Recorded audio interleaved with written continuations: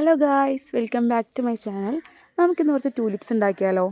Tulips എന്ന് പറയുമ്പോൾ നമ്മൾ ആദ്യം ഉണ്ടാക്കിയ ചാർട്ട് കൊണ്ടല്ല, നമുക്ക് ക്രീപ്പ് പേപ്പർ കൊണ്ട് ഉണ്ടാക്കി വെക്കാം. ഇത് നമ്മൾ ഫസ്റ്റ് ട്രൈ ആണ്. സോ കമോൺ, ജസ്റ്റ് ഒന്ന് ചെയ്ത് നോക്കാം. എൻ്റെ കയ്യിൽ വയലറ്റ് കളർ പേപ്പറാണുള്ളത്. സോ ആ കളർ തന്നെ ഉണ്ടാക്കാമെന്ന് വിചാരിച്ചു. പിന്നെ ഒരു പച്ച ഉണ്ട് നമുക്ക് തണ്ടിനും ഇലയ്ക്കൊക്കെ വേണ്ടിയിട്ട്. അപ്പോൾ നമ്മൾ ഈ വീഡിയോ കാണുന്ന പോലെ തന്നെ കുറച്ച് ലെങ്ത്തിൽ, ഇത് മെഷർമെൻറ്റ്സ് നിങ്ങൾ ഇഷ്ടത്തിന് എടുക്കാം. കുറച്ച് ലെങ്ത്ത് കൂടുതലുള്ള പേപ്പർ കട്ട് ചെയ്തെടുക്കുക. എന്നിട്ട് നടു മടക്കിയിട്ട് രണ്ട് സൈഡിൽ നിന്ന് ട്വിസ്റ്റ് ചെയ്ത് കൊടുക്കുക. ട്വിസ്റ്റ് ചെയ്യുമ്പോൾ ശ്രദ്ധിക്കണം, കാരണം അത് നമ്മളെ നോർമൽ പേപ്പറിനെക്കാട്ടിയും കുറച്ചുകൂടി സോഫ്റ്റാണ്, വേഗം കീറി പോകാൻ ചാൻസ് ഉണ്ട്.